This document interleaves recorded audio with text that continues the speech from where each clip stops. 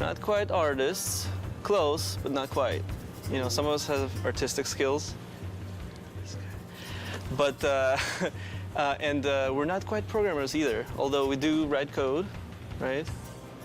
Once again, not so much this guy. And tech art helps make the stuff, and we help people use the stuff. Because without us, nothing would get done. There's a huge gap between the engineering guys or the coders and just regular artists. So we kind of bridge that gap. Artists don't understand binary. When a programmer comes over and he's like 00101, just goes one ear in one ear and out the other, right?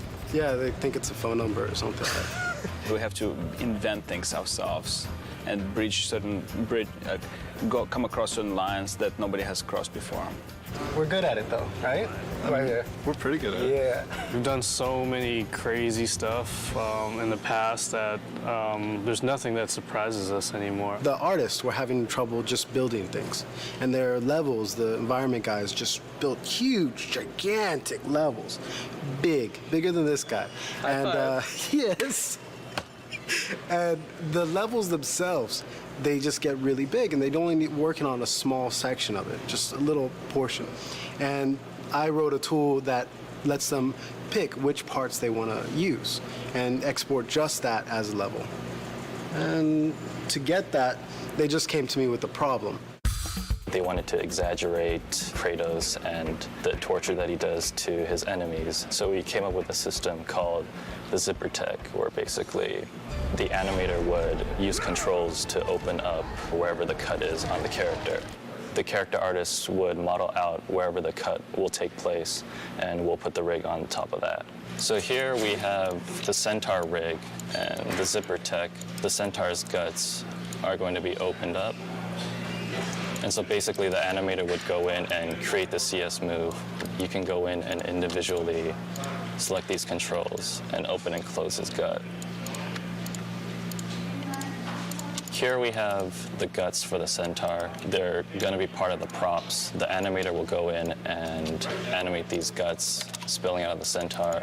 And so the guts will be placed in and around here. And to further sell the point, we've got separate controls over here in the middle where you can actually pull out the insides.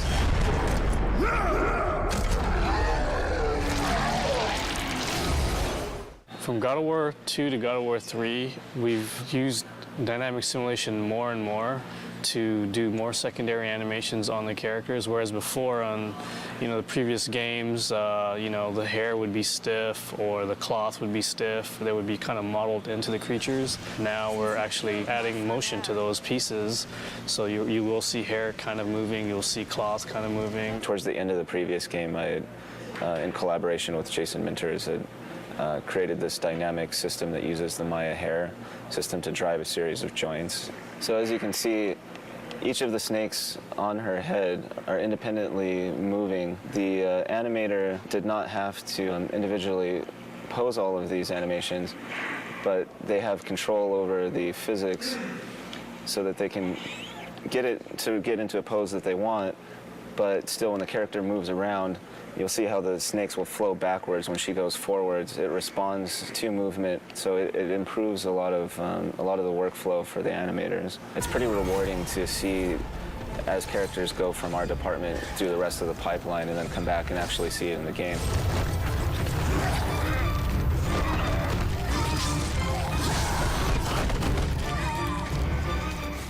So what I received here is a model of Kratos. What I'm doing is adding the wrinkle in his facial expressions. It's being driven by the actual joints in his skeleton.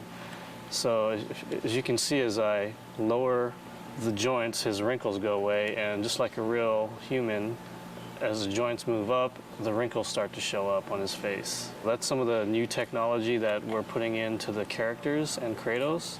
Here I have another example. If I lower his shoulder, you can see veins start popping out and striations start popping out on his shoulder. So not only are we putting this technology into his face, but it's also going to be in his body.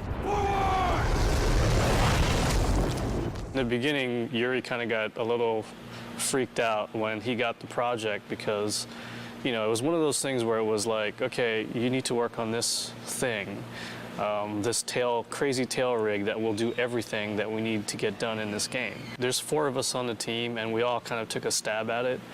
And, you know, it was kind of an iterative thing, but Yuri definitely solved the problem. What we see here is the battle between Kratos and Medusa, and Medusa's trying to constrict Kratos. The idea the rig can do dependent and independent motions. It can rotate one section at a time. I can move one control at a time. So now, for example, here, I'm affecting this part of the rig, and I'm also affecting controls that are right next to it. Things are stretching, and things stay in place or not. I think the key to it is that it's, for an animator, it's very easy to use. We can use it on many types of different creatures, tails, ropes, hair. In God of War II, there was a creature Kraken, and that thing had huge tentacles. And Matty, he was lead animator and game lead animator back then. He animated it, and he complained a lot. And after he saw this rig, and after he saw what guys were doing with Medusa, every time I walk by him, he just thanks me for making this thing.